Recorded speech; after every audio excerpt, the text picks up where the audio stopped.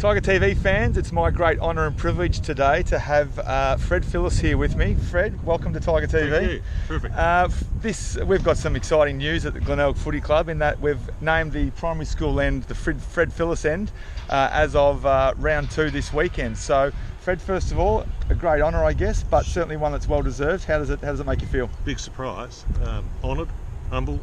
So really wrapped on it. And you played here for, was it better part of 15 years? About that, yeah. And 853 goals we just talked about. 854 was it? Yeah. Around that area.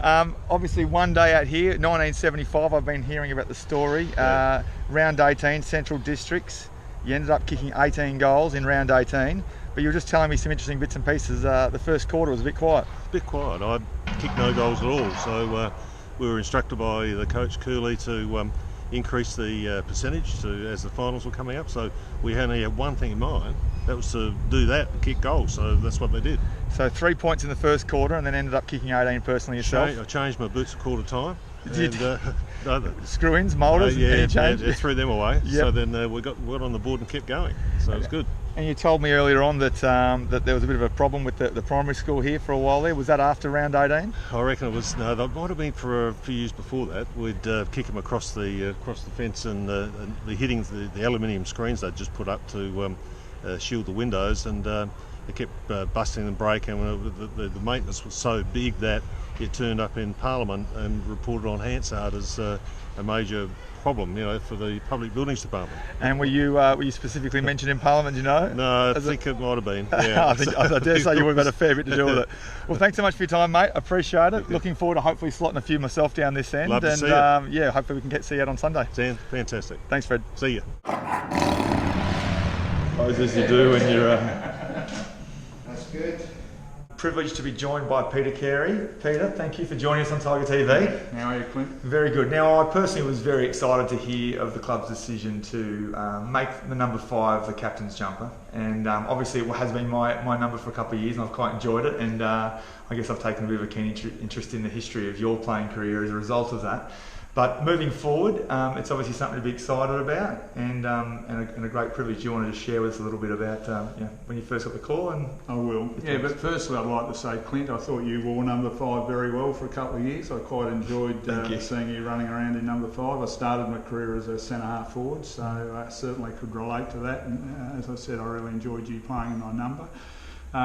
Glenn Elliott rang me up a couple of weeks ago and said that the club had made a decision that number 5 would become the ongoing captain, which I was absolutely thrilled with, but I did ask Glenn whether it had been discussed with you and with Andrew, and you were both happy to do it. I think it's pretty important that it's a decision that's made in collaboration with the players. I don't want Andrew Bradley wearing number 5 if he wants to stick to number 11, but he agreed to it, and you agreed to change numbers and go back to your old number 2. So I'm absolutely thrilled that the club's recognised me in this manner.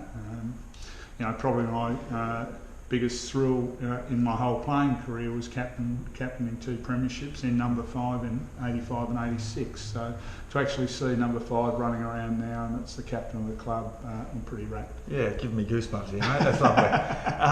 Obviously, 6 years as captain, was it? 6 years, yeah. 6 years as captain. Took me a while to get there. Yeah, but once you got there, you were hard to dislodge. Yeah, that's right. I wasn't going. It was funny. Cornsey actually asked me. I think it was in 87 or 88 whether I'd like to relinquish the captaincy and Chris McDermott take over as captain, and I'd be the sort of senior player. And I said, no, Cornsey, I think I'm better value as captain. I told Chris McDermott that I'd made that decision, and he was happy with that too. And a lot of clubs do that now, transition new captains in while the old captains are still there, but I didn't like the idea at the time. No, I'm a bit of an old school one myself. I didn't mind it. Now, over the years, you've obviously played with some great people.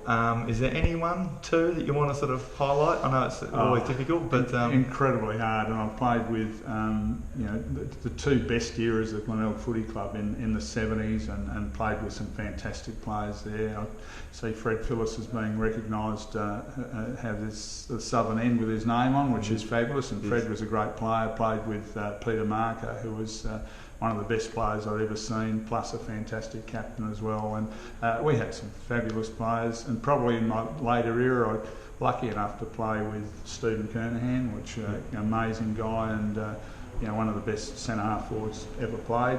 So that was great. And we had some great guys. Chris McDermott, who ended up being my vice captain when Stephen Kernahan left, was just a fantastic guy and a great leader on the field as well. So that's singling a few out. But there were some fantastic players. Certainly didn't keep it to two, that's for sure.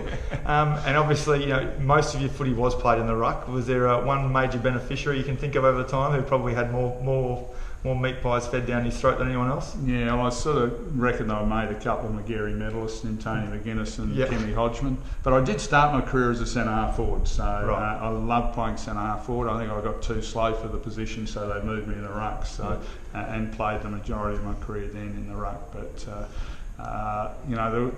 Hodgie and Freddie McGuinness were both fantastic rovers, but I'd certainly like to take some credit for them winning them again. A little quick shout out to those boys.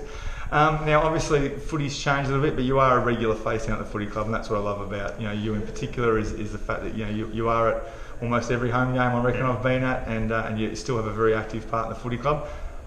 The way it's played now, the way is there anything that sort of, if you could sort of change to roll back the clock, that any way you sort of would like to see the game be played? Quite honestly, I love the style of footy that's played at SANFL level, and it's not the reason I come to the footy. I want to watch Glenelg play, but I do love the style of footy that's played. The umpires are tampering with that a bit this year with a change in rules, which I'm not quite sure of. I watched the Glenelg South game on the weekend and thought they'd got very hot on that holding the ball rule, which I thought that it was a good rule last year, that they let it flow a bit more. So hopefully they find a balance, because I don't want to see guys ping that are really working hard to get the footy. And the umpires didn't quite get it right on Saturday, I didn't think.